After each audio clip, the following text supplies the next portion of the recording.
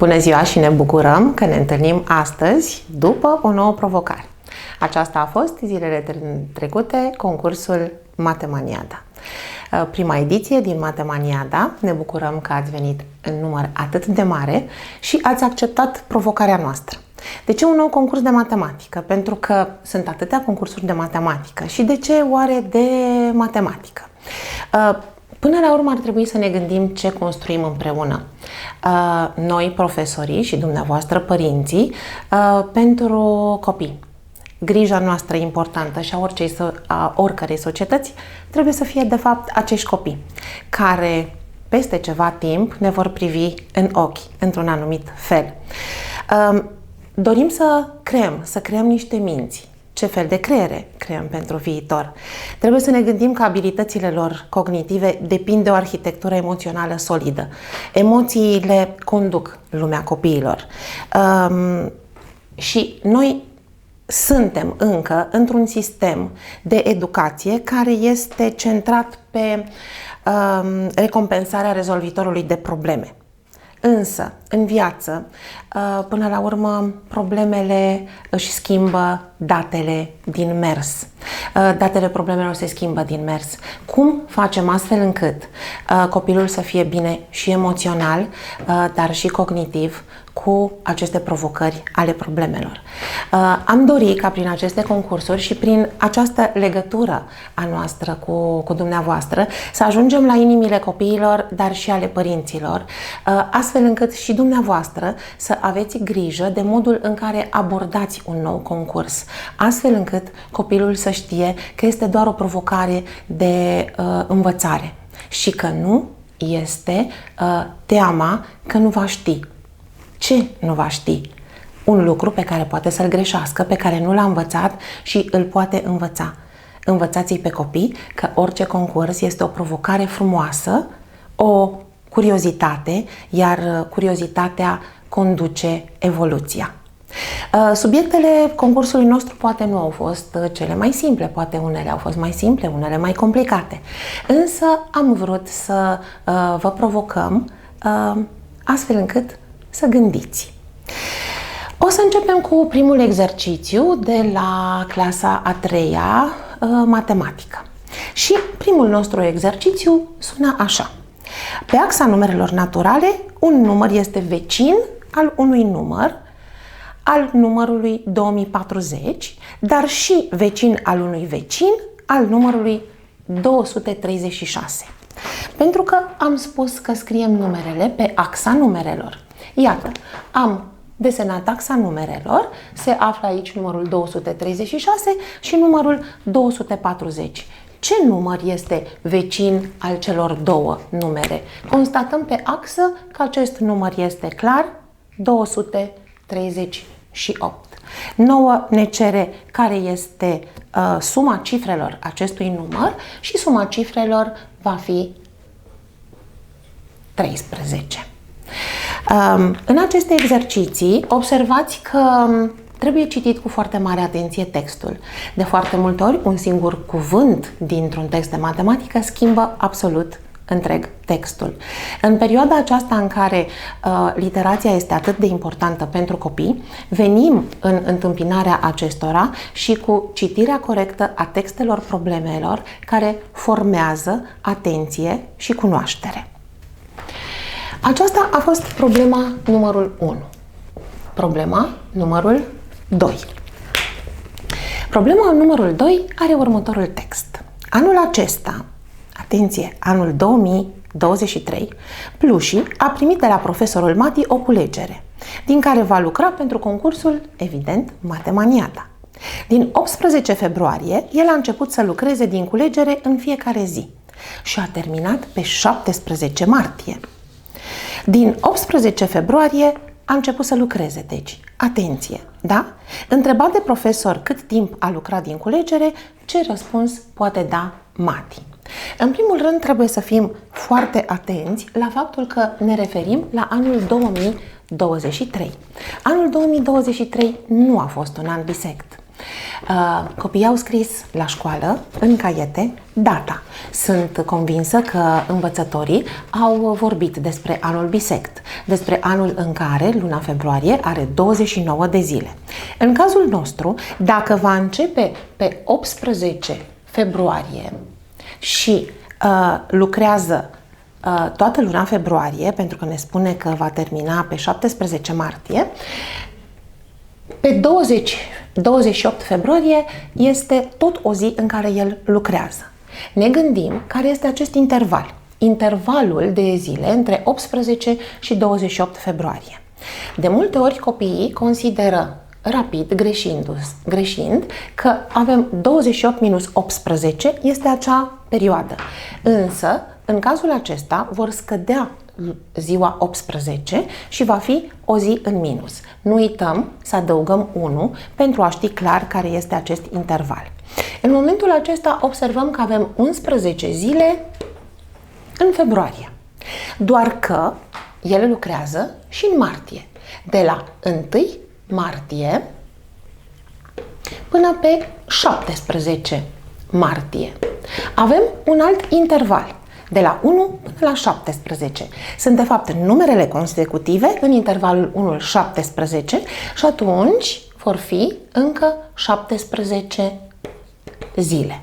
În total, 11 plus 17 este egal cu 28 de zile, 28 de zile care, iată, reprezintă varianta B de răspuns, dar știm că 28 de zile reprezintă și cele 4 săptămâni. În cazul acesta aveam două variante de răspuns și 28 de zile și 4 săptămâni, pentru că 28 împărțit la 4 este egal cu 7, una dintre săptămâni. Prin această problemă am încercat să îi facem pe copii să fie atenți la intervalele de numere, dar și la citirea cu foarte mare atenție a unui text. Iată, de exemplu, această expresie, vecinul unui vecin, ca și intervalul de la 18 la 28, sunt elemente care formează gândirea, astfel încât să înțelegi foarte bine cerința textului și lucrul pe intervale. Apoi, pentru problema numărul 3. Problema numărul 3 vine cu o provocare, provocarea unui palindrom. Se spune că un număr egal cu răsturnatul său se numește palindrom. Am întâlnit palindromul și la limba română, sunt cuvinte care se citesc de la coadă la cap și sunt identice, ca și numerele. Se spune să calculăm diferența dintre cel mai mic număr palindrom de 5 cifre și cel mai mare număr palindromic par de 4 cifre. Acum, noi trebuia să fim foarte atenți la structura unui număr palindromic și putem să realizăm o schemă a acestuia. Un număr de 5 cifre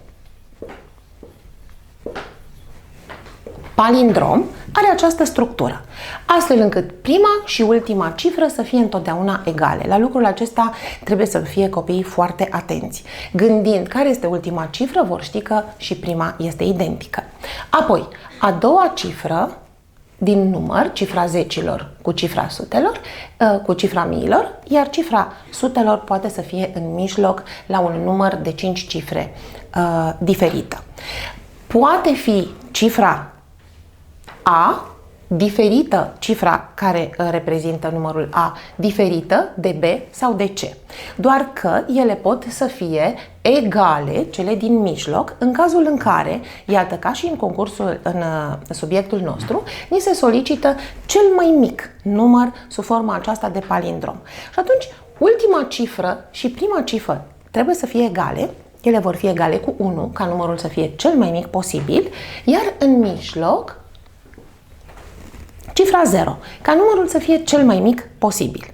În cazul în care ni s-a cerut după aceea cel mai mare număr palindromic par de 4 cifre, forma acestuia, ca să fie palindrom, este aceasta.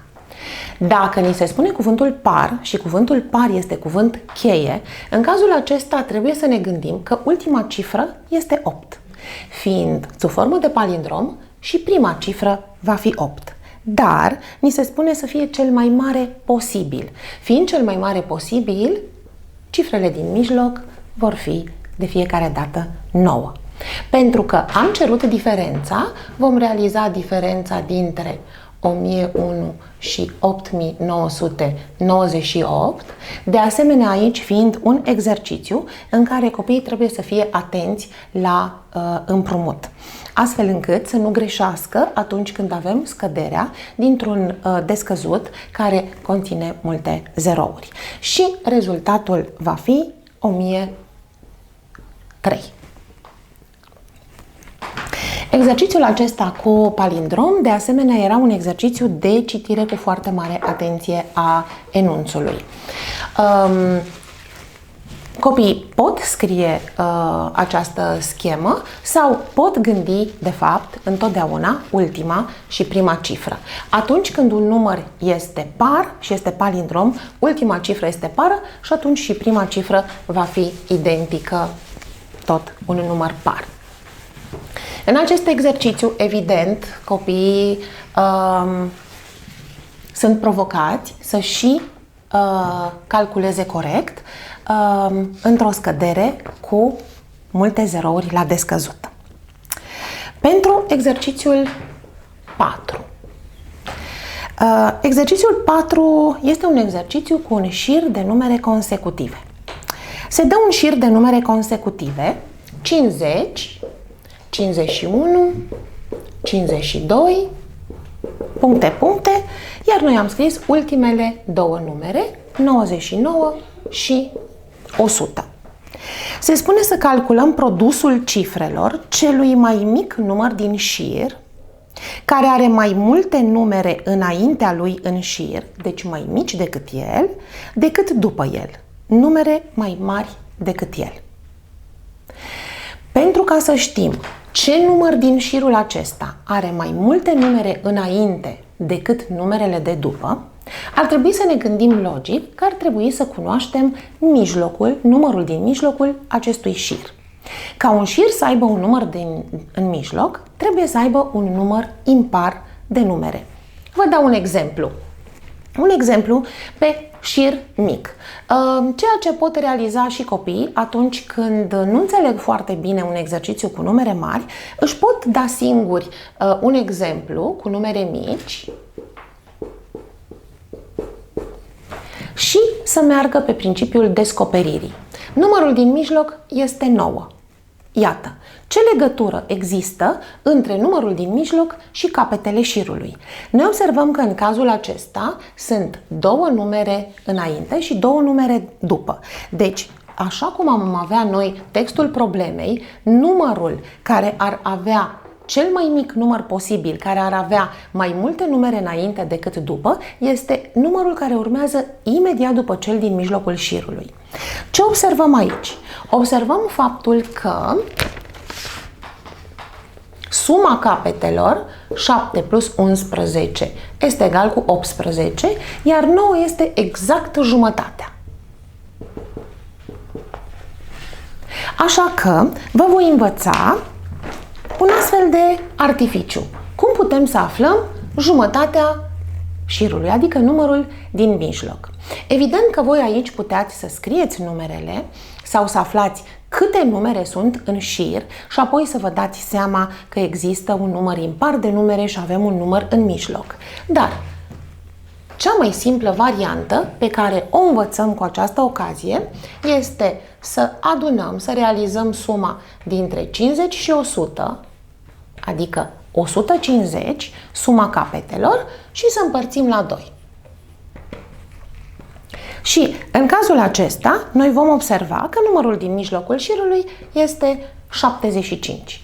Dacă 75 va fi în mijloc, exact așa cum este 9 aici, înseamnă că cel mai mic număr posibil care are mai multe cifre înainte decât după este imediat numărul care urmează după 75 și anume 76. 76 va avea cu 1 mai multe numere înaintea lui decât după. 9 ni se solicita acolo care este produsul cifrelor, de aceea trebuia să citim cu foarte mare atenție enunțul. 7 ori 6 este egal cu 42. Și 42 era varianta corectă de răspuns. Și în acest exercițiu, ca și în celelalte pe care vi le-am propus, citirea enunțului este esențială, dar și faptul că putem învăța lucruri noi. Putem învăța, de exemplu, cum să lucrăm cu aceste șiruri de numere. Șirurile de numere se întâlnesc destul de des în exercițiile pentru copii, deoarece sunt exerciții care îi fac să descopere anumite reguli. Până la urmă, chiar dacă să spunem că nu știam aceste lucruri, copiii puteau să scrie șirul de numere, să numere și să facă descoperiri. Pentru că, până la urmă, cine are proiecte, acționează. Într-un astfel de concurs, copiii trebuie învățați să aibă alături o foaie de hârtie și să facă încercări. Știm că este generația care merge pe repede înainte și spune nu am nevoie să scriu, ci lucrurile se pot rezolva în minte. Uneori descoperim scriind, pentru că foarte mulți dintre copii acționează prin vizualizare și gândesc vizualizând lucrurile și atunci descoperă mult mai repede. Problema numărul 5. Pentru problema numărul 5 aveam următorul text. A este cel mai mic număr natural de 4 cifre diferite cu suma cifrelor A este cel mai mic număr natural de 4 cifre cu suma cifrelor 29. Deci, cel mai mic număr natural de 4 cifre cu suma cifrelor 29. Fiind suma cifrelor 29, deci o sumă destul de mare pentru un număr, atunci ne gândim că cea mai mare cifră pe care o putem folosi astfel încât să fie un număr cât mai mic de cifre ale numărului este 9. Gândim că 9 ori 3 este egal cu 27, dar suma noastră este 29. Și atunci ne rămâne 2. Unde așezăm cifra 2? În cazul în care ea ar fi așezată după număr, am obține acest număr. În cazul în care așezăm cifra 2 înainte, am obține un număr mult mai mic.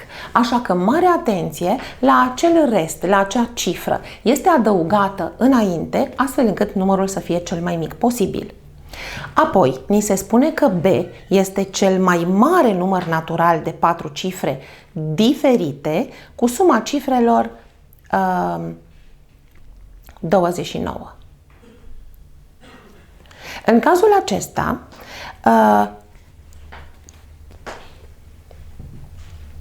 începeam cu cea mai mare cifră posibilă, pentru că dacă ni se spune că numărul este cel mai mare și are cifre diferite, începeam cu cea mai mare cifră posibilă, 9.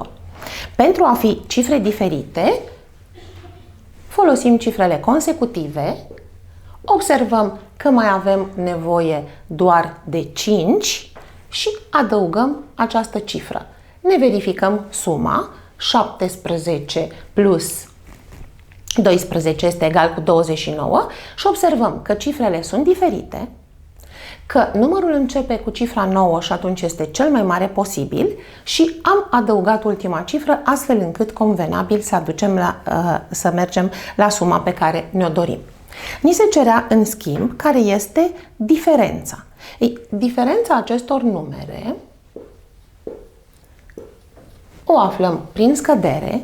De asemenea, aici mare atenție la scădere, astfel încât să nu uităm când ne-am împrumutat. Întotdeauna putem să și verificăm adunând de jos în sus și făcând verificarea. Uneori elevilor mei chiar le spun să nu uite săgeata, astfel încât să se verifice de fiecare dată atunci când au o scădere cu trecere peste ordin. Pentru că, da, mai uităm că ne-am împrumutat. Uneori, da, ceea ce am împrumutat uităm. Uităm să dăm înapoi. Uneori, Este valabil și pentru numere. Doar că aveam mai multe cerințe. Ni se spunea că mai multe variante. Obțineam diferența aceasta, pe care o vedeam că este corectă la punctul A. La punctul B ni se spunea că diferența aceasta este un număr natural care poate fi rotunjit la 6900. Observăm aici că avem 876.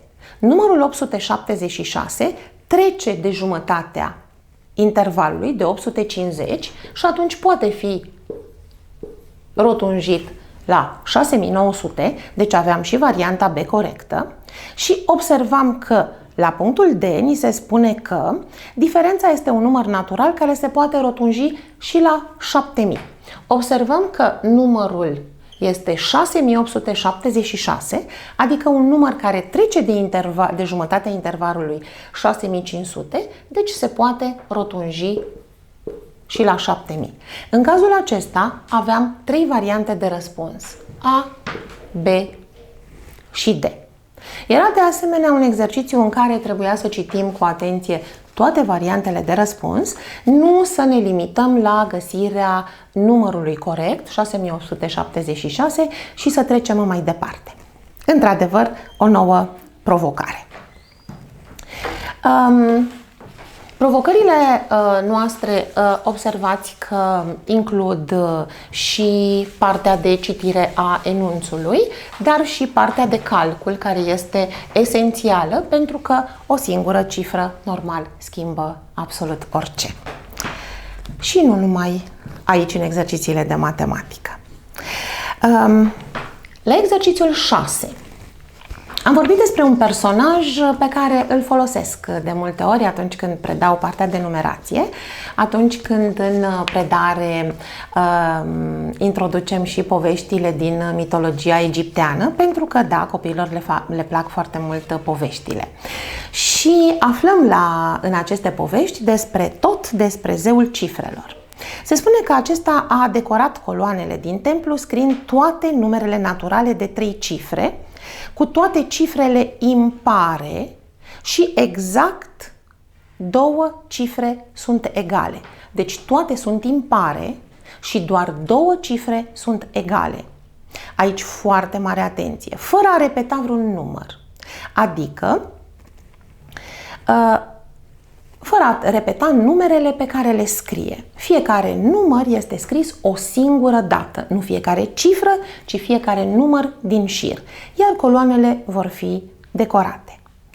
Câte numere a scris tot pe coloanele templului? Aici aveam mai multe variante în care să ne ordonăm lucrurile, pentru că până la urmă orice exercițiu de acest gen, exercițiile de numerație, sunt exerciții de ordonare a datelor. Copiii până la urmă trăiesc în lumea aceasta a informatizării, care înseamnă ordonare de date. Cum ordonăm astfel de date? Cum arată aceste numere despre care vorbim noi aici? Trebuie să fie numere care să aibă exact 2 cifre egale. Nu mai mult, doar 2. Și atunci, forma lor poate să fie AAB, poate să fie, bineînțeles, ABA sau poate să fie o variantă BAA. Acestea sunt cele 3 variante în care noi o să așezăm cifrele în numere astfel încât să fie doar 2 cifre egale. Însă, ce cifră poate să fie A? Pentru că ni s-a spus că cifrele sunt doar impare, cifrele vor fi acestea. Adică aceasta este baza noastră de date pe care o vom folosi pentru a fi aranjate numerele în toate formele conform cerinței. A poate să fie una dintre aceste cifre, adică am 5 variante. În schimb, deci sunt 5 variante, astfel încât A-ul să fie o cifră. În schimb, B-ul poate să aibă pentru A. În schimb, B-ul poate să aibă doar 4 variante, pentru că ni s-a spus că nu trebuie să fie egale. Și vă dau un exemplu. În cazul în care noi am folosit cifra 1, iată, am avea 1, 1, 3, da? 1, 1, 5, 1, 1, 7, 1, 1, 9. De exemplu. Apoi am avea și sunt 5 variante de lucru. Apoi am avea 3, 3, 1, 3, 3, 5, 3, 3, 7, 3, 3, 9 și așa mai departe. Având în vedere că sunt, iată, 1, 2, 3, 4 variante și până la 9, la ultima dintre ele, avem 1, 2, 3, 4, 5, înseamnă că 5 ori 4 este egal cu 20 de variante. 20 de variante, astfel încât să avem această structură a numărului AAB. Dar noi avem 3 astfel de modele pentru templul nostru. Acesta va fi modelul AAB pentru primele coloane. Dar apoi va trebui să așezăm aceste cifre pe modelul ABA, adică 1, 3, 1 și așa mai departe. Având în vedere că sunt 3 modele și pe un singur model avem 20 de variante, înseamnă că răspunsul corect era 20 de variante pe unul dintre modele, ori 3 modele posibile, adică 60 de variante. Evident că tot are destul de mult de lucru pentru a urna toate coloanele din templu. Însă putem să ne gândim că vor arăta minunat și că ar putea să fie și un exercițiu pentru artele plastice, cât să combinați matematica și informațiile de la matematică cu ceea ce putem realiza cu elevii la artele plastice, să ne gândim că într-o zi le vorbim despre zeii greci sau despre zeii egipteni, că vom desena niște coloane de templu pe care le ornăm cu cifre și atunci acest exercițiu de repetare a unui tipar va duce la învățare și la ordonare. Dar cum? Doar gândindu-ne că în același timp ne și jucăm cu arta, coloanele unui templu și aflăm și despre un personaj nou. Pentru problema așa, iepurașul pleacă la târg să cumpere ciuboțele pentru familia lui cu galbenii economisiți. Pentru a cumpăra 6 perechi de ciuboțele, la fel pentru părinții și frații lui, i-ar mai trebui 17 galbeni. Deci constată că nu are suficienți bani. Asta ar trebui să înțeleagă copiii din text. El cumpără 4 perechi de ciuboțele doar pentru frații lui și îi mai rămân 7 galbeni. Deci pentru 4 are suficienți bănuți. Chiar îi mai rămân. Pentru acest tip de problemă, cel mai simplu este să reprezentăm grafic, deoarece gândirea copiilor este concret intuitivă și atunci pot să reprezinte un segment pentru o pereche de ciuboțele. Vom avea clar 4 segmente pentru 4 perechi de ciuboțele și se spune că ne mai rămân încă 7 galbeni. Iată, aici un segmentel mic care sugerează faptul că mai avem încă 7 galbeni. Aceasta este suma pe care el o are, de fapt. Îi ajunge pentru 4 perechi și pentru încă 7 și îi mai rămân încă 7 galbeni. Este suma pe care o are. Dar constată că dacă ar dori să cumpere 6, ar mai avea nevoie, clar, de încă 17 galbeni. Deci, suma lui este doar până aici. Lui îi lipsesc acești galbeni. Unde se află acești 17 galbeni? Exact în diferență. Aceștia îi lipsesc. Ce observă? Ce observați voi în momentul acesta, dragilor? Observați faptul că, de fapt, 7 plus 17 reprezintă 24 și cele două numere completează exact 2 segmente egale. De fapt, în toată reprezentarea grafică, în cazul în care noi știm care este valoarea unui singur segment, am rezolvat problema. Pentru că în 24 sunt 2 segmente egale, un segment are valoarea 12 și iepurașul nostru avea, iată, 4 perechi, 12 ori 4 plus 7 și atunci obținem în final 55 de galbeni. Iată că am utilizat metoda reprezentării grafice, deoarece prin această metodă ne este cel mai simplu să vizualizăm. Și atunci am vizualizat faptul că ceea ce îi mai rămânea cu ceea ce ar fi dorit să aibă pentru 6, de fapt completează două segmente de care noi avem nevoie. Această metodă grafică este foarte convenabilă pentru rezolvarea problemelor, pentru că ajută la vizualizarea relației dintre date. Problema 8. Problema 8 ne face cunoștință cu Pokémonul matematician, care se antrenează, evident, și el pentru Matemaniada alături de copii, alături de voi. El adună 5 numere naturale consecutive, fiecare având câte 3 cifre. Deci avem 3 numere naturale consecutive, fiecare câte 3 cifre. Diferența dintre cea mai mare sumă posibilă și cea mai mică sumă posibilă pe care o obține este. Enunțul ne spune așa, că avem numere consecutive. Numerele consecutive, deci 3 cifre. Pentru a fi cea mai mică sumă posibilă, avem nevoie de cele mai mici numere posibile. Care pot să fie atunci cele mai mici numere posibile? Atunci vom începe de la 100. 100 este cel mai mic număr de 3 cifre. Și scriem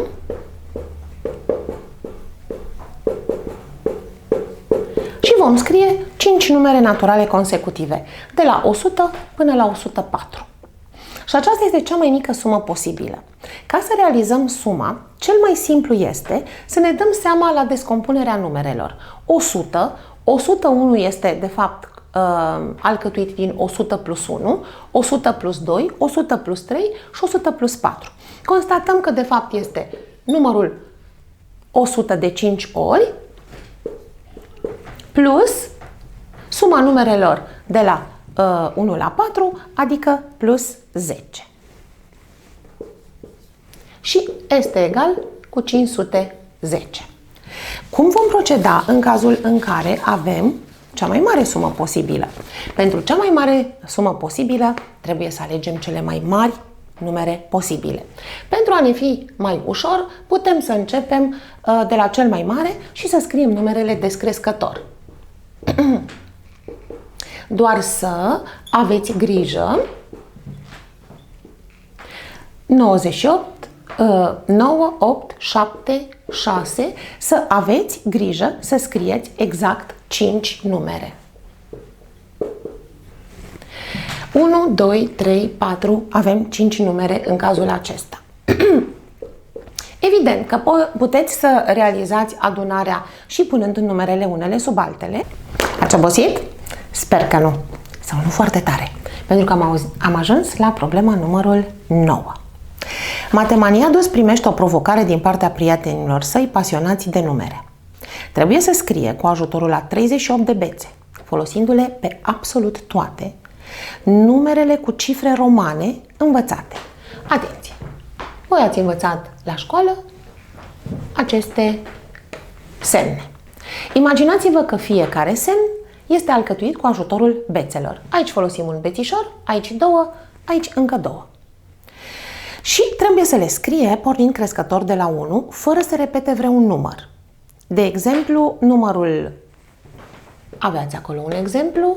Pentru acest număr se folosesc 4 bețe. Însă trebuie să folosim 4 bețe cel mult la scrierea unui număr și el nu are voie să rupă bețele astfel încât să creeze mai multe numere. Și ne întreabă dacă a scris în ordine crescătoare care este numărul ultim pe care îl poate scrie. Și începem scrierea folosind bețișoarele noastre. 1, 2, 3, 4, 5, 6 și iată, observăm că în momentul în care scriem 7, ajungem să avem tot 4 bețișoare. 1, 2, 3, 4. Până în momentul acesta am folosit așa, 2, 4, 6, 8. 10, 12, 14, 16 și am folosit 18 bețișoare până în acest moment. Trebuie să le calculăm foarte bine, astfel încât să nu ne încurcăm. Dacă am folosit și numărul 8, 8 va avea un număr mai mare de bețișoare. Nu avem voie să le folosim. Așa că deja ajungem la numărul 9, care se scrie astfel. Ne aducem aminte că unul dintre bețișoare, cifra 1, se scrie în fața semnului pentru numărul 10, astfel încât să se poată realiza operația de scădere între ele. Și continuăm. 10, 11, 12, nu putem să scriem numărul 13, deoarece am adăugat încă un bețișor și nu convine textului problemei noastre. Atunci, deja ajungem la 15, deoarece numărul 14 ar avea mult mai multe bețișoare. În cazul în care am scrie de aici, iată, 16, numărul de bețișoare devine mai mare, 17, 18, de asemenea, și atunci vom ajunge la numărul 20, deoarece și numărul 19 se va scrie cu un număr de bețișoare mai mare decât 4. Numărăm și până aici și putem număra din 2 în 2, 2, 4, 6, 8, 10, 12, 14, 16, 18, încă 20 de bețișoare pe care le-am utilizat. Observăm că acum 18 plus 20 este egal cu 38. Am epuizat numărul de bețișoare și ultimul număr la care am ajuns este 20. Era un exercițiu de atenție și de numărare și, evident, să ne aducem aminte și scrierea cu cifre romane. Pentru că tot am vorbit despre tot care era zeul cifrelor la egipteni, să acordăm suficientă atenție și romanilor și culturii lor. Întâlnim de atâtea ori cifrele romane în scrierea capitolelor cărților, în scrierea numerelor care reprezintă anii pe clădiri sau pe statui, așa că este foarte bine să știm să citim aceste cifre. În clasa a treia voi ați învățat și metoda mersului invers. Prin mai multe metode, și prin reprezentări grafice, dar și atunci când trebuia să descoperiți care este un număr necunoscut dintr-o relație matematică. De aceea, în următorul exercițiu, 1 plus a împărțit la 2 ori 3 minus 4 este egal cu 5. Ni se solicita să aflăm care este valoarea numărului A. În condițiile acestea, ce vă sugerez eu de fiecare dată este următorul lucru. Să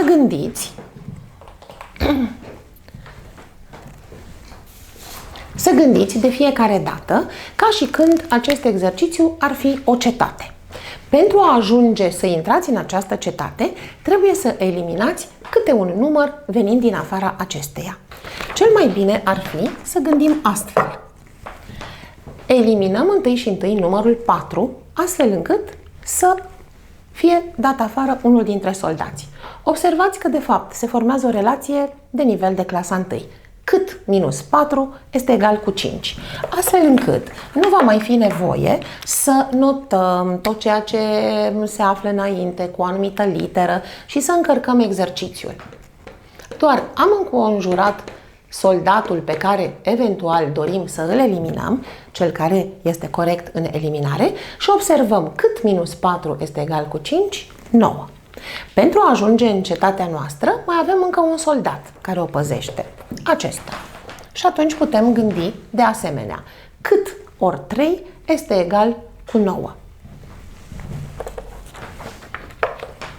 În cazul acesta, 3. Însă, nu mai avem nevoie de cetatea noastră, deoarece deja toți soldații au fost eliminați. Încă un soldat pe care putem să-l eliminăm este 1. deoarece aici avem operația de adunare și operația de împărțire. Și putem să eliminăm întâi și întâi numărul care este legat de necunoscuta noastră cu împărțirea. Și gândim de asemenea. 1 plus cât este egal cu 3? 2. Și atunci A va fi egal cu 4. Și astfel am aflat primul număr din relația noastră. Apoi, următorul exercițiu este acesta. 4 plus 2 ori B plus 7, închidem paranteza, împărțit la 3 este egal cu 14. De asemenea, putem să gândim acest exercițiu exact ca atunci când este o cetate în care vrem să intrăm, venind din afara acesteia. Avem aici 2 soldați, 4 și 3.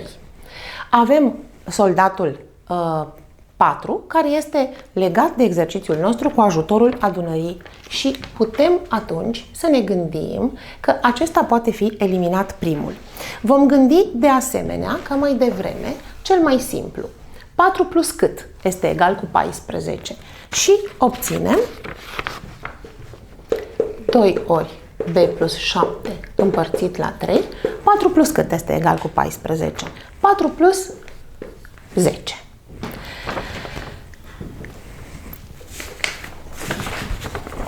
Acum,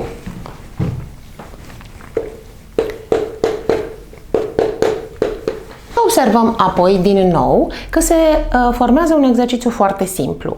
2 ori cât este egal cu 30 și așa putem gândi ușor. Nu mai avem nevoie de paranteză, deoarece soldatul a fost eliminat și atunci cetatea poate să cadă. Este egal cu 15 și atunci necunoscuta noastră este egală cu 8.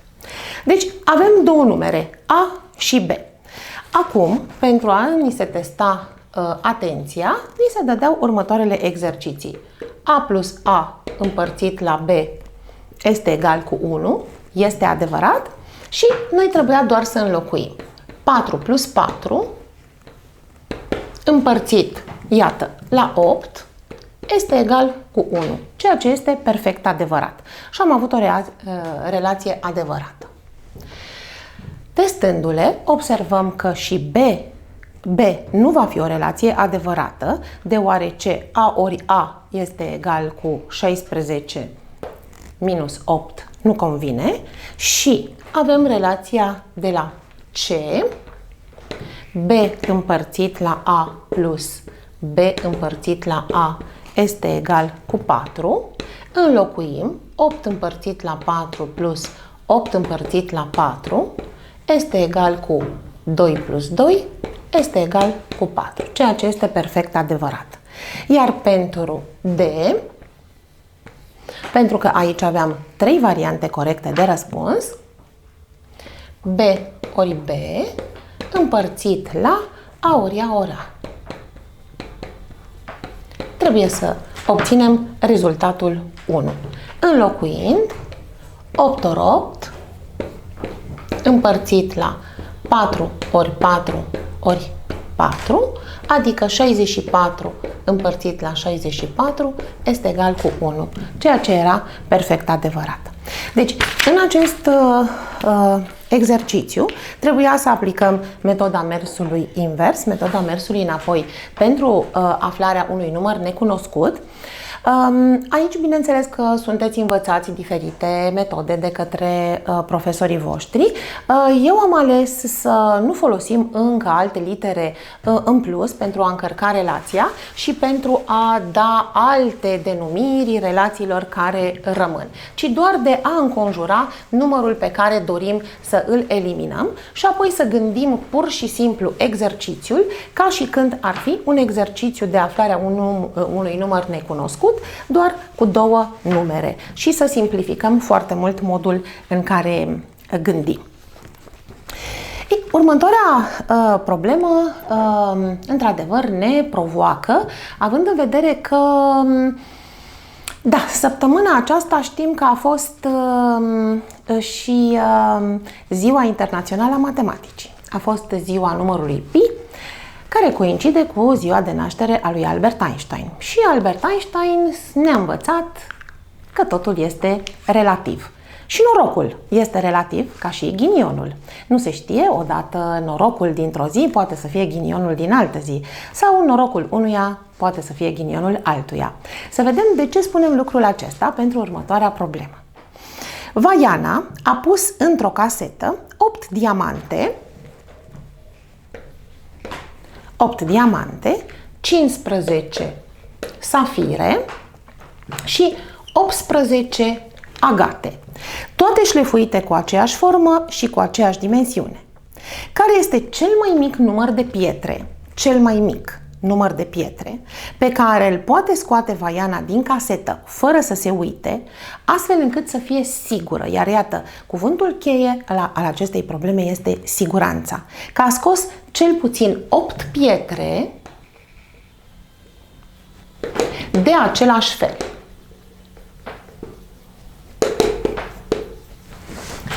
Această problemă face parte din categoria acelor probleme despre care cu siguranță voi ați auzit la școală, și anume metoda ghinionistului. Trebuie să calculezi ce înseamnă pentru mine ghinion și ce înseamnă noroc. Ați rezolvat probleme în care vi se cerea care este cel mai mic număr posibil de pile pe care să-l scot ca să am, de exemplu, un singur diamant.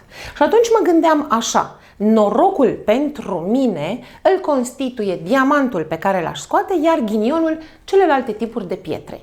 Și pe principiul acesta al siguranței, dădeam la o parte ghinionul posibil și luam în considerare doar ceea ce reprezintă pentru noi noroc. Acum trebuie să gândim ce înseamnă ghinion și ce înseamnă noroc pentru noi. Nu mă interesează culoarea acestor pietre în acest enunț, ci mă interesează să am cel puțin 8 de același fel. Noi putem gândi în felul următor. Dacă am realizat un tabel, ne-am gândit așa că, fără să le vedem, băgăm mâna în sac și ce putem să scoatem? Păi putem să scoatem un safir, de exemplu. După aceea mă gândesc, uite, o să fiu foarte norocos astăzi, mai scot un safir și cu siguranță mă voi apropia de numărul de 8 pietre de un fel pe care îl pot scoate. Dar evident, în ziua respectivă sunt ghinionist. Și ce trebuie să gândesc? Care este tipul de ghinion pe care îl pot avea? Evident că este vorba despre o previziune. Ce înseamnă ghinion și ce înseamnă noroc? În cazul în care sunt ghinionist, clar, voi avea pietre de tipuri diferite. Și atunci mă gândesc, dacă eu aș vrea să am 8 pietre de același fel, care ar putea să fie culmea ghinionului? Știți, atunci când predau acest tip de probleme, le spun copiilor să se gândească la situația în care sunt la concursul Vrei să fii milionar. Și li se spune, în cazul în care vei răspunde la 100 de întrebări, deci ai 100 de întrebări la care trebuie să răspunzi. Răspunzi la 100 de întrebări și vei câștiga 1.000.000 de euro. Și ce să vezi? Te străduiești cât de mult și răspunzi la 99. Exact la diferență de 1. Deci aceasta ar fi culmea ghinionului, să fii cel mai aproape de acest lucru. Acum, nouă ce ni se spune? Să ai cel puțin 8 pietre de același fel. Care ar fi culmea ghinionului în cazul acesta? Să avem 7 de același fel. 2, 4, 6, 7. În condițiile acestea, 2, 4, 6, 7, 2, 4, 6, 7. Aș avea situația cea mai ghinionistă posibilă. Să-mi doresc și eu să am 8 de același fel și să am 7 din fiecare. Adică sunt exact la limită. Dar, în momentul în care eu voi mai extrage încă una, de oricare culoare, nu mă interesează ce tip de piatră este, voi ști că am 8 de același fel. Și în situația aceasta, ghinionul constă nu în culoarea pe care aș scoate sau tipuri de piatră, ci în numărul lor. În cazul în care voi avea 7 din fiecare, este culmea ghinionului. Sunt cel mai aproape de adevăr. Dar, dacă mai scoatem încă una singură, vom fi siguri că avem 8 de același fel și în cazul acesta numărul cel mai mic posibil, pentru că ne aducem aminte de enunț, numărul cel mai mic posibil de pietre va fi acesta și anume 22. Este o problemă în care trebuie să ne gândim la noroc și la ghinion și la ce înseamnă siguranță. Iată, de fapt, aceste tipuri de probleme care formează până la urmă plasticitatea gândirii sunt cele care îi fac pe copii să se gândească întotdeauna ce înseamnă siguranța într-o anumită situație. Și știm foarte bine că pe această idee de a fi sigur de un lucru, până la urmă, probabil, s-au format firmele de asigurări. După ce am fost siguri de ceea ce face Vaiana, ea știind clar să-și gândească sigur viitorul, Miguel dorește să participe la concursul de talente care se desfășoară în orașul vecin. Și ne ducem la problema 12. El pleacă de acasă împreună cu câinele său, Dante. Parcurge o jumătate dintr-un sfert al distanței totale și constată că mai are de mers 77 de kilometri. Ce distanță este între casa lui Miguel și orașul vecin? Aici, pentru că voi copiii ați învățat despre fracții și noțiunile de bază sunt jumătate și sfert, trebuia să gândim întâi și întâi cuvântul cheie. Cuvântul cheie este sfert. Dacă ni se spune sfert, atunci realizăm toată distanța dintr-un segment care este alcătuit din 4 segmente egale, pentru că un segment realizează sfertul. Jumătatea sfertului este aceasta. O voi realiza cu o culoare diferită, astfel încât voi să vizualizați cât mai bine. Ce înseamnă o jumătate dintr-un sfert? Este această primă parte. Dacă Miguel pleacă de acasă din punctul acesta, parcurge o jumătate dintr-un sfert pe care eu deja am colorat-o, iar restul reprezintă drumul său. Și constată că mai are de străbătut, se spune, 77. În acest 77 de kilometri observăm că am întâlnit 7 segmente egale. Și atunci, 77 împărțit la 7 reprezintă 11, adică numărul de kilometri care reprezintă jumătatea unui sfert. Pentru că 11 este jumătatea unui sfert, voi puteți să aflați toată distanța de 88 de kilometri ca 11 ori 8. 11 ori 8 segmente de același fel, 88 de kilometri în total. Era răspunsul corect. Iată încă o problemă de reprezentare grafică pe care sunt convinsă că ați rezolvat-o cu ușurință. Să fiți foarte atenți la noțiunile de sfert, de jumătate, de jumătatea jumătății, de jumătatea sfertului, care de fapt vă formează noțiunile de fracție. Și ajungem la domnul Vulpoi. Domnul Vulpoi și domnul Motan au strâns fiecare câte 45 de pești. Deci 45 de pești domnul Vulpoi și 45 de pești domnul Motan. Doar că se întâmplă un lucru. Pentru că domnul Vulpoi este, cum îl știm, foarte lacom. Și în fiecare zi ia câte 3 pești de la Motan și îi duce în vizuina sa. Se spune că astăzi Motanul ce descoperă? Descoperă faptul că numărul peștilor din vizuina Vulpoiului este de 2 ori mai mare decât numărul peștilor pe care îi are acum Motanul. Ne întreabă câte zile domnul Vulpoi a luat pești de la Motan pentru a se întâmpla acest lucru. Întâi, trebuie să fim atenți la un aspect. Se spune că se iau pești, se ia un număr de 3 pești de la Motan și se duce această cantitate în vizuina Vulpoiului. Primul lucru la care trebuie să vă gândiți, copii, este faptul că numărul total nu se schimbă. Deci numărul total de pești rămâne același. Nu aruncă peștii, nu îi mănâncă, ci doar îi mută dintr-un loc într-altul până când, ce se întâmplă? Vulpoiul are de 2 ori mai mult decât motanul. Deci iată, numărul total nu se schimbă, rămâne identic. Realizăm o reprezentare grafică foarte simplă pentru voi și observăm că în 90 sunt 3 segmente egale. Un singur segment are valoarea de 30.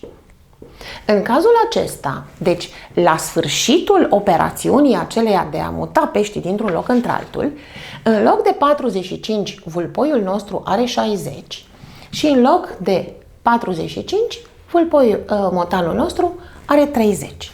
Și atunci noi ne gândim la această diferență pe care o au ei. Motanul avea 45 și acum are 30. Ce s-a întâmplat? Din 45 scădem acest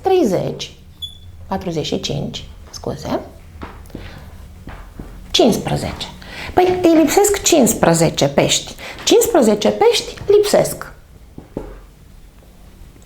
Dar noi știm că de fiecare dată îi se iau câte 3. Deci lucrul acesta îl ținem minte din textul problemei. 15 lipsesc pentru că în fiecare zi se ia același număr, adică 3. În câte zile ar putea să se ia câte 3, astfel încât să-i lipsească 15? În 5 zile. Același lucru putem să procedăm și în cazul vulpoiului. Are 60, dar avea 45. Diferența observăm că este tot 15. În câte zile primește el un surplus de 3? 15 împărțit la 3, tot 5 zile. Și era cea mai simplă metodă prin care voi puteați rezolva această problemă, dar ținând seama de fiecare dată că numărul de 90, adică suma, nu se schimbă. În cazul în care uitați acest lucru, atunci problema devine într-adevăr mai dificilă. Însă astfel, de fapt, este o problemă extrem de simplă. La o astfel de problemă știu că atunci când vă încurcați foarte tare în date, aplicați și la metoda cea mai simplă, băbească, cum îi spunem noi, să realizați un tabel. Unul are 45, unul are 45 și să transferați. Un număr crește cu 3 și un număr scade cu 3, până când ajungeți la 2 numere, unul mai mare decât altul de 2 ori. Însă, bineînțeles, frumusețea exercițiului constă în faptul că putem să le rezolvăm puțin altfel. Pentru problema 14 am ajuns în săptămâna verde. Săptămâna verde, elevii clasei a 3-a împreună cu părinții au plantat într-o livadă 42 de meri și un număr de caiși și pruni. Știind că la 7 meri s-au plantat câte 3 caiși și la fiecare 3 caiși s-au plantat câte 4 pruni, aflați câți pomi fructiferi au fost plantați în total. Problema care întâi ne solicită să fim foarte atenți la text. Facem niște grupe. Este iarăși o problemă în care ordonarea datelor de către voi duce la rezolvarea problemei. Ne spune așa, că avem o grupă de 7 meri și la 7 meri se plantează câte 5 caici. Și iată, realizăm o grupă. Pentru că trebuie să fie unii lângă alții în momentul în care citim problema mai departe. La fiecare 5 caiși se plantează, la fiecare 3 caiși se plantează 4 pruni. Deci 3 caiși, 4 pruni. La 3 caiși, 4 pruni. În momentul acesta observăm că aici avem 5 caiși. Ce facem? Descompunem în 3 și ne rămân 2. Acești 2 nu pot să fie asociați cu 4 pruni. Atunci constatăm faptul că mai avem nevoie de încă o grupă. Și formăm încă o grupă, astfel încât să aducem suficienți caiși, astfel încât să poată să fie grupați câte 3. Observăm că dacă avem 2 grupe, vor fi 10. nu se pot grupa câte 3. Și mai aducem încă o grupă. Ei, acum observăm că sunt 15 caiși. Dacă sunt 15, 15 împărțit la 3, 5 grupe. 5 grupe de câte 3. Dacă avem 5 grupe de câte 3 și la o singură grupă corespund 4 pruni, înseamnă că noi putem să constatăm faptul că la 5 grupe câte 4 pruni, 5 ori 4 înseamnă că am aici 20 de pruni, pe care îi adaug frumos la grupa mea. Acum am format o astfel de grupă.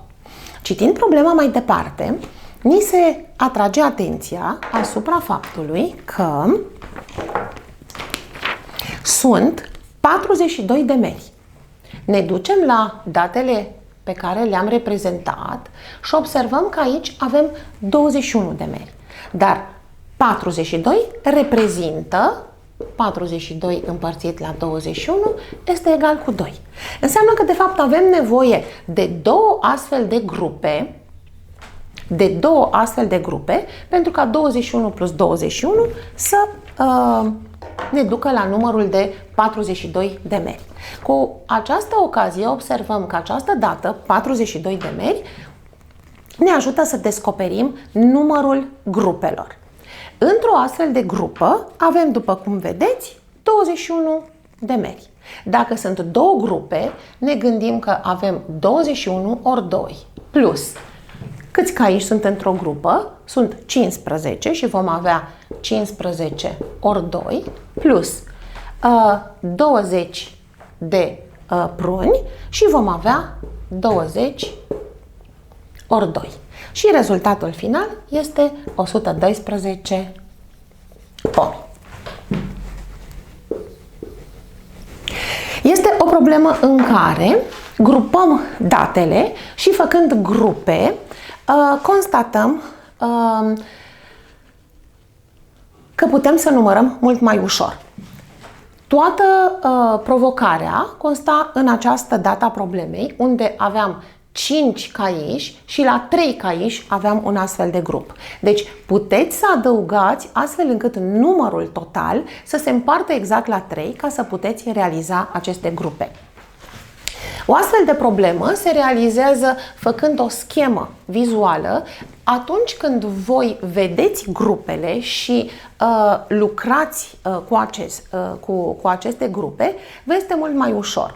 Observați că este de fapt o modalitate prin care voi să găsiți noi soluții. Nu toate problemele se rezolvă doar cu segmente, nu toate problemele se rezolvă doar adresând întrebări și făcând un plan al problemei, ci voi trebuie să știți cum să acționați într-o situație nouă. Pentru că cine are un proiect acționează și găsește soluții noi. Dacă nu putem rezolva cu segmente, care este varianta? Ori desenăm cu biluțe, ori scriem pur și simplu simbolul problemei respective.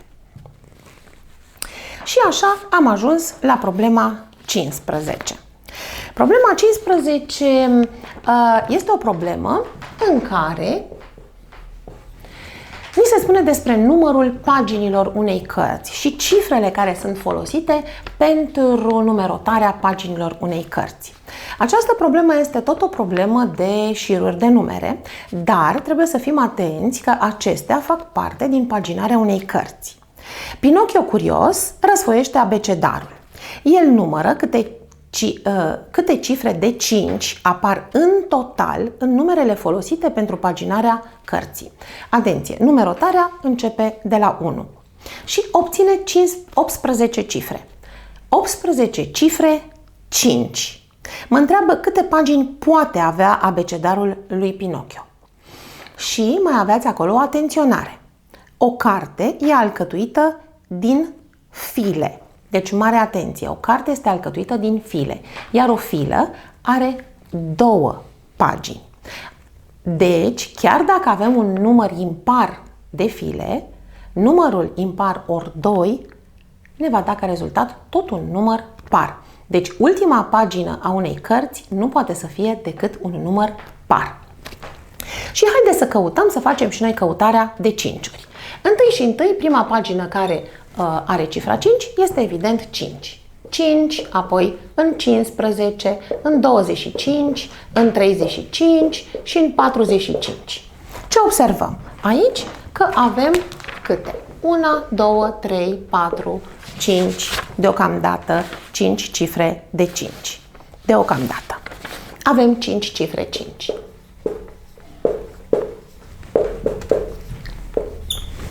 Doar că, de multe ori aici vă păcăliți și săriți deodată la 55.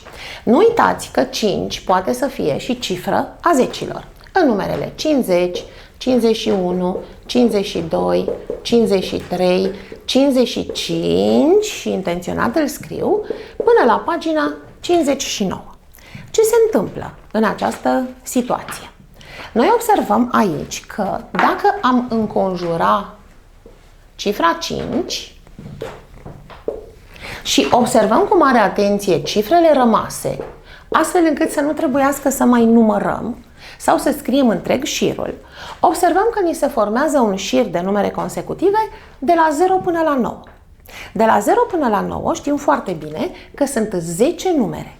Dacă avem un 5 asociat fiecărui număr, vom avea și noi 10 astfel de 5-uri. Doar că nu uităm de data aceasta și 5-ul de la unități. Și vom avea 10 plus 1, 11, cifre 5.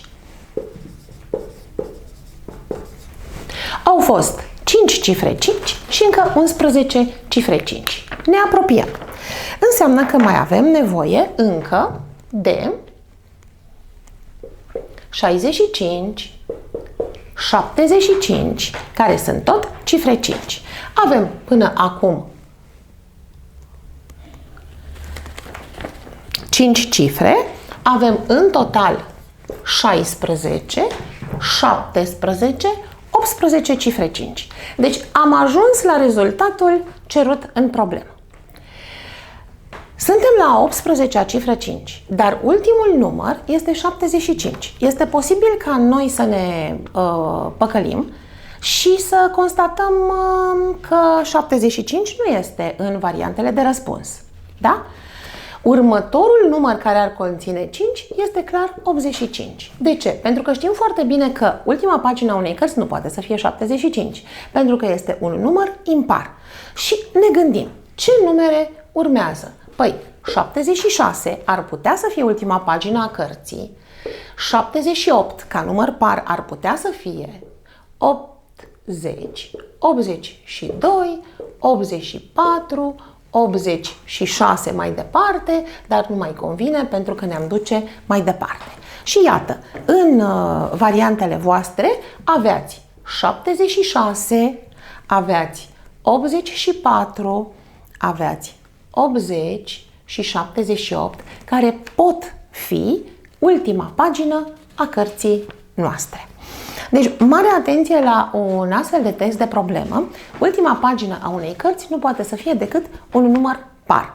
Puteți să scrieți numerele paginilor care conțin cifra căutată și să le numărați cu foarte mare atenție sau să folosiți șirurile de numere astfel încât să nu numărați fiecare cifră în cazul în care vi se spune că cifra este folosită, nu știu, de 30 de ori, de 40 de ori.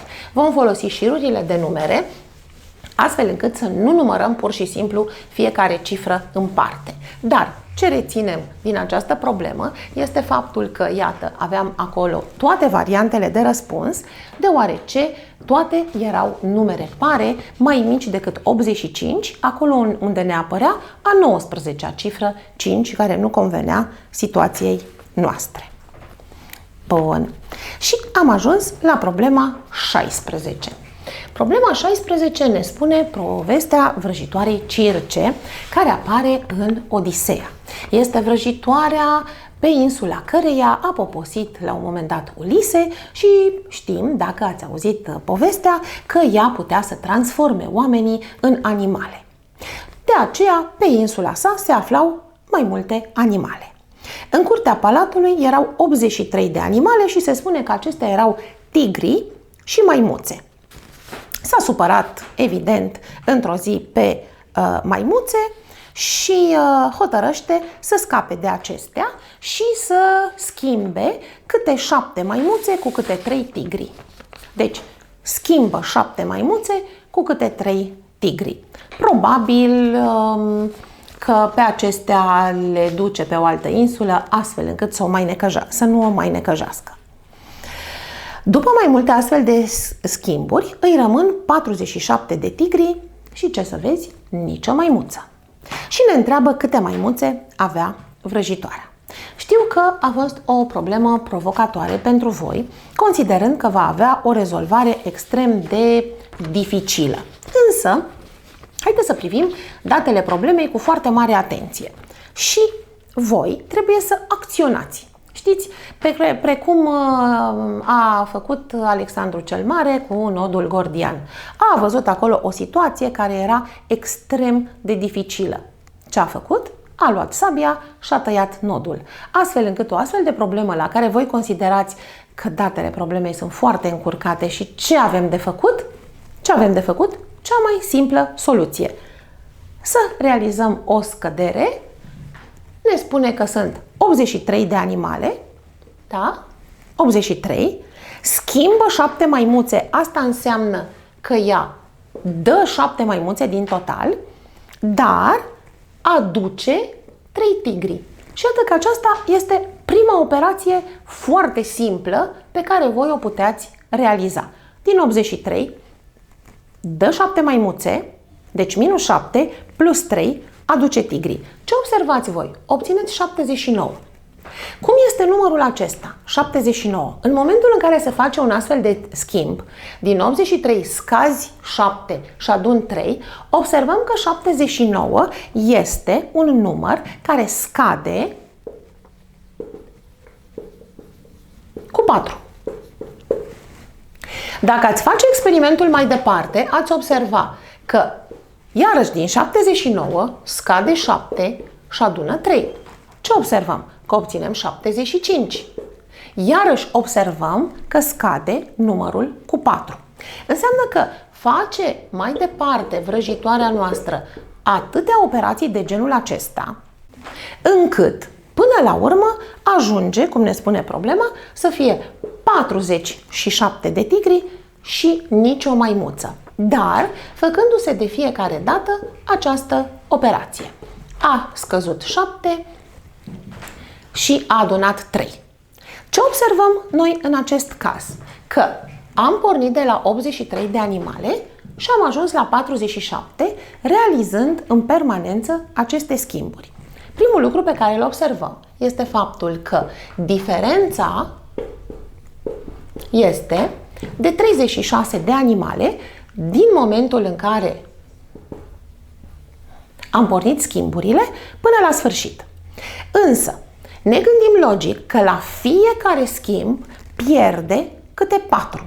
Și atunci, 36 de animale care le pierde, da, împărțit la 4, mă gândesc în cazul acesta câte schimburi au avut loc, astfel încât să se întâmple acest rezultat. 9 schimburi.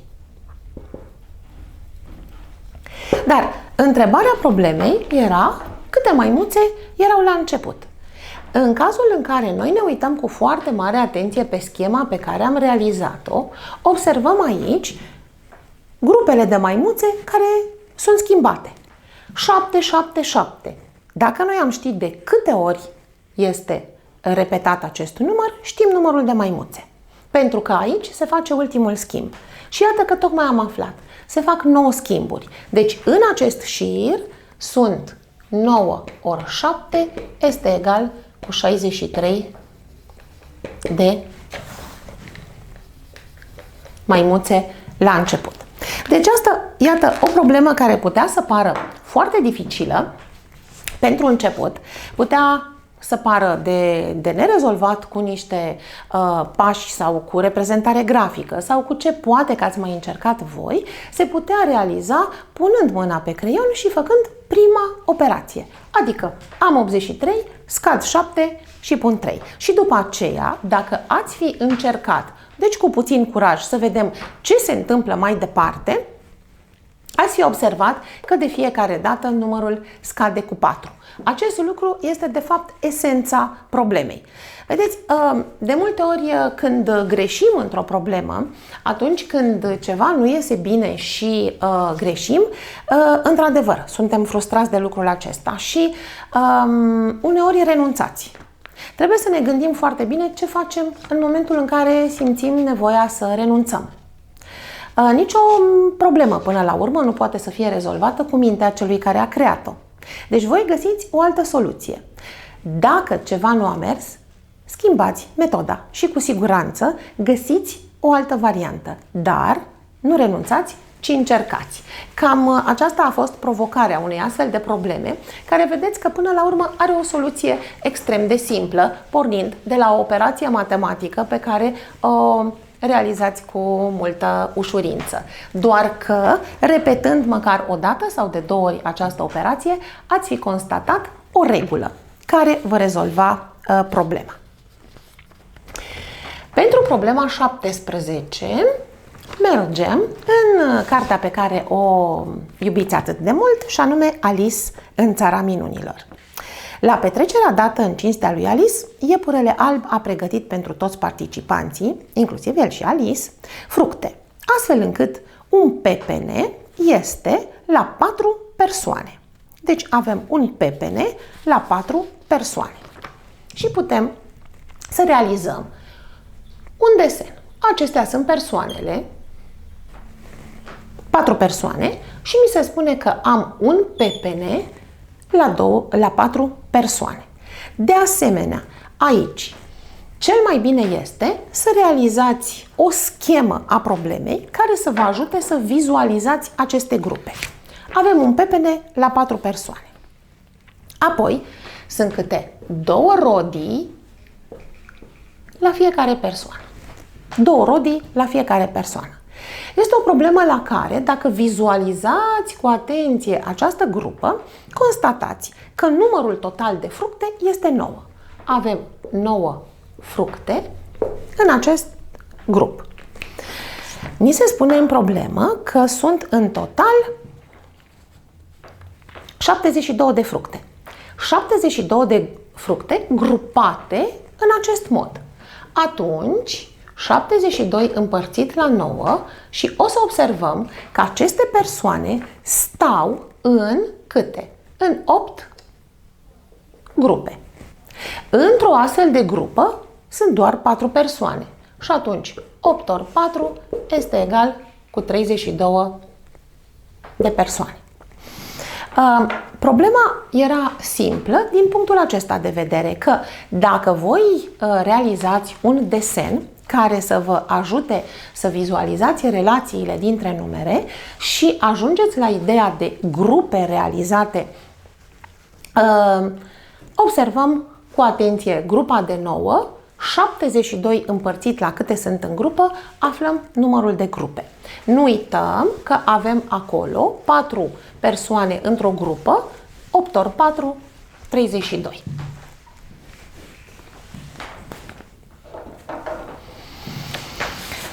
De data aceasta, nu ne strică și puțin antreprenoriat, pentru că până la urmă matematica va fi aplicată în viață, nu degeaba o învățăm, și Maia are în coș pentru vânzare 6 trandafiri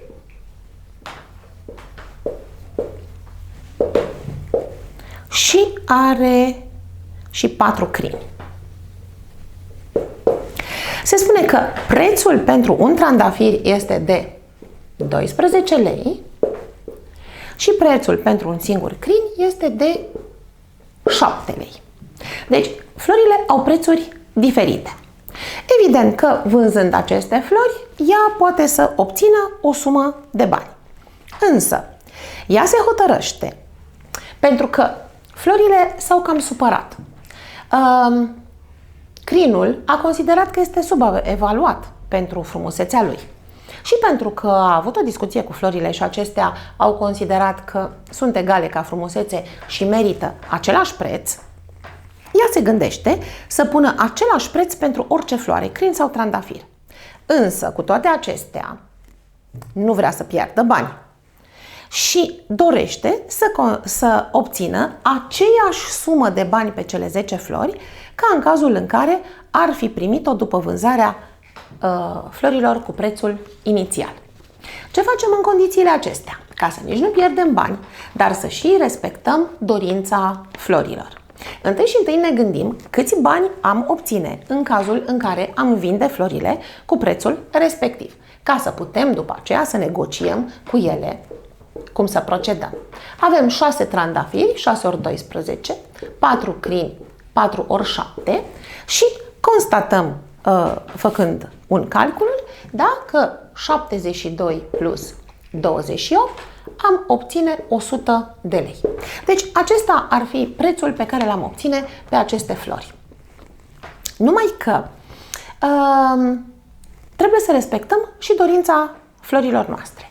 Noi avem 6 plus 4, avem în total 10 flori. Cum le putem îndeplini dorința? Suma de 100 de lei pe care am câștigat-o oricum și pe care nu vrem să o pierdem, o împărțim la cele 10 flori și constatăm că putem să vindem foarte bine o floare cu 10 lei, astfel încât să fie egalitate și niciuna să nu se necăjească, să nu se supere. Este o problemă în care putem să gândim practic ce se întâmplă într-o astfel de situație. Gândiți-vă că este posibil, nu știu, să mergeți la târgul primăverii și să aveți anumite produse cu prețuri diferite. Apoi cineva să vă spună că în ele s-a investit același tip de muncă. Voi să schimbați prețurile, dar să nu doriți să pierdeți din suma totală pe care doriți să o obțineți și atunci, iată un mod de gândire a acestei situații, a acestei probleme. Acum vom ajunge la a 19-a provocare, o problemă care are într-adevăr un text mai lung. Cu siguranță că atunci când ați citit prima oară problema ați spus: bun, și acum de unde începem? Exact ca la nodul gordian. Luăm sabia și găsim o situație, o soluție foarte simplă a problemei. Dar întâi și întâi să vedem despre ce este vorba. La concursul Matemaniada participă 200 de elevi din Focșani și din satul mare. Deci, considerăm că elevi din Focșani plus satul mare sunt 200 de elevi. Este numărul total al acestor elevi. Numărul total al băieților din aceste două orașe, deci numărul total al băieților din aceste două orașe, este cu 20 mai mic decât numărul fetelor din aceste orașe. Atunci, cred că cel mai bine ar fi, după cum știți voi că ați folosit reprezentarea grafică cu foarte multă ușurință, dacă vi se spune că numărul băieților este cu 20 mai mic decât numărul total al fetelor, să realizăm o primă reprezentare grafică extrem de simplă. Pentru că la o astfel de dată a problemei, voi realizați reprezentări grafice simple, cu 20 mai mare. Și iată, avem un număr de 20 de fete mai mari. Ce știm în schimb? Da? Că nouă ni s-a spus că numărul total al copiilor din cele două orașe este 200. Păi atunci, logic, constatarea este că acestea sunt fete și băieți. Deci numărul total al băieților și al fetelor este tot 200. Aceasta era prima constatare care să vă rezolve o parte a problemei. De aici rezolvarea este simplă. Eliminăm numărul în plus, împărțim la 2 și observați că obținem 90. Și atunci, observăm că totalul băieților este de 90 și totalul fetelor este de 110. Este o primă victorie. Apoi, în problemă, ni se mai spune că numărul elevilor participanți din Focșani Deci totalul celor din Focșani față de totalul numărului de elevi din satul mare este cu 40 mai mare. Deci numărul celor din Focșani care au participat este cu 40 mai mare. Ce constatăm și aici? Nu uitați că din textul problemei ni se spune că în total sunt tot 200 de elevi. Atunci, suma este tot 200 și în cazul acesta 200 minus 40 împărțit de asemenea tot la 2 și observăm că obținem 80, un singur segment. Acest segment reprezintă de fapt copiii din satul mare.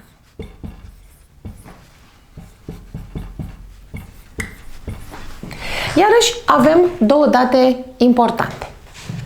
Două reprezentări grafice care ne ajută foarte tare. Deci vedeți că până acum, dacă împărțim problema de fapt pe feliuțe de conținut, rezolvarea era simplă cu ajutorul a două reprezentări grafice simple. Dar problema continuă și ne spune că numărul băieților din satul mare, și atunci realizăm încă o reprezentare grafică, băieți din satul mare, ni se spune că față de băieții din Focșani este cu 10 mai mic. Și realizăm încă o reprezentare grafică. Dar acum, pentru această reprezentare grafică avem nevoie de total. Iar noi, mai devreme, tocmai am aflat că numărul total al băieților este de 90. Mergem pe același mod de lucru și împărțim la 2 și atunci vom obține 40 pentru fiecare. Deci, băieții din satul mare sunt 40, iar băieții din Focșani sunt în număr de 50. Acum avem absolut toate datele problemei, pentru că dacă știm numărul total al elevilor din Focșani și numărul total al băieților din Focșani, deci vedeți că trebuie să știm să căutăm foarte bine datele care ne sunt de folos, folosind doar 3 reprezentări grafice efectiv banale pentru voi, atunci numărul fetelor, dar ne cere să fie din Focșani, este egal cu 120 minus 50 și numărul fetelor este egal cu 70. Iată că aceasta era o rezolvare simplă în cazul în care voi folosiți doar reprezentarea grafică. Reprezentarea grafică pentru un număr de date, pentru prima dată, numărul de băieți și numărul total de fete, dar știm din problemă, aici era toată cheia, să nu greșiți, că suma lor este 200, pentru că numărul total al copiilor din Focșani cu numărul total al copiilor din satul mare reprezintă numărul total de elevi, dar băieți și fete în total din toate orașele reprezintă tot numărul total de elevi. Cu alte cuvinte, problema se putea rezolva foarte simplu, cu ajutorul a 3 reprezentări grafice pe care voi le rezolvați cu multă ușurință. Era într-adevăr un text puțin mai stufos, în care voi trebuia să faceți ceea ce numesc eu un mic research. Să luăm lucrurile pe rând, ușor, ușor, să împărțim problema pe feliuțe de text, astfel încât să puteți să realizați o sumă dintre numărul total al copiilor de peste tot. Vedeți, și aici, ca și în celelalte probleme, cu toate că este o problemă care pare foarte dificilă și încurcată la început, ea poate să fie structurată și structurarea datelor va duce limpezimea problemei în momentul în care acționați. Dacă nu acționați și citiți textul problemei, rămânând cu ochii la ea și spunând este dificil, nu pot să descălcesc datele ei, nu rezolvăm nimic. În momentul în care acționez asupra unui material într-un anumit mod, subliniind, realizând o schemă, împărțind datele pe feliuțe, cum spuneam eu, de problemă, atunci, ușor, acțiunea aceea aduce limpezire și așezarea datelor probleme. Iar ultima problemă ne o aduce în imagine pe Matilda, pe care o iubiți atât de mult din cartea lui Roald Dahl. Se spune că Matilda, la târgul de dulciuri, vinde prăjituri, acadele și înghețate, preparate de ea și de prietena sa. O prăjitură și 3 acadele. Și atunci iată ce facem. Începem să scriem pur și simplu datele problemei așa cum le citim. O prăjitură plus 3 acadele. Simplu. Este egal cu $19. În cazul acesta, ea mai are de vânzare și o acadea plus 4 înghețate, care costă $29. Deci, o prăjitură și 3 acadele, o acadea și 4 înghețate. Întrebarea este cât plătește colegul lui Bruce, Lord Bruce, care știți că iubea foarte mult prăjiturile, pe 2 prăjituri, cumpără destul de multe, 9 acadele și 12 înghețate. În cazul acesta, care va fi prețul final? Cu toate că pare destul de încurcat și de încălcit, vă propun la fel să ne gândim de la ce am pornit și unde dorim să ajungem. Avem aici în prima relație o prăjitură plus 3 acadele care costă $19. Ne uităm unde dorim să ajungem. Păi dorim să ajungem la 2 prăjituri. Dacă am mai scrie încă o relație de același fel, observăm că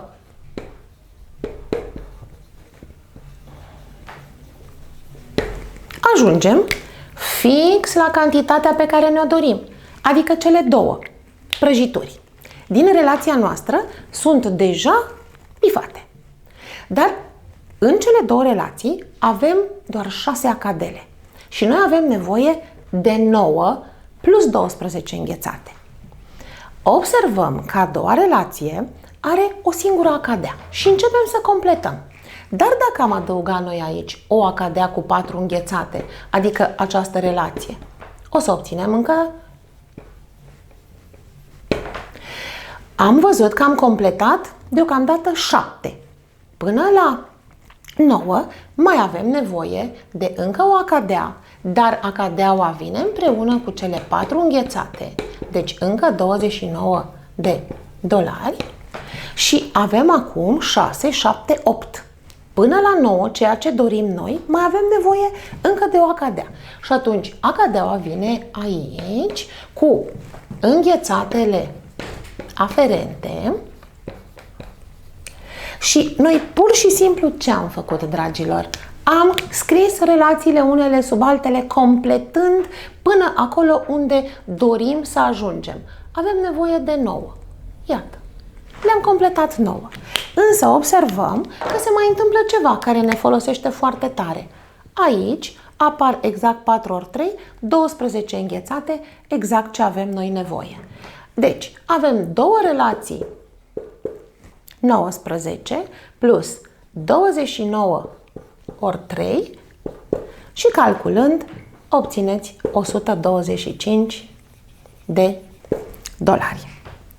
Și iată că aceasta a fost ultima problemă propusă în concursul nostru.